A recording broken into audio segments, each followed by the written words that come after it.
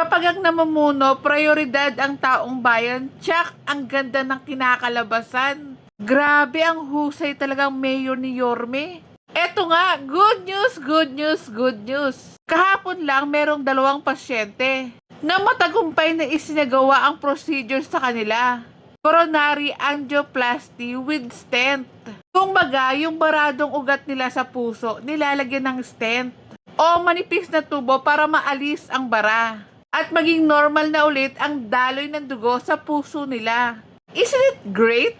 Imagine nyo or biruin nyo, 100,000 or million pa ang pwedeng magastos para sa procedure na ito. Sa mga darating pang mga araw, maraming mga pasyente ang makikinabang dito.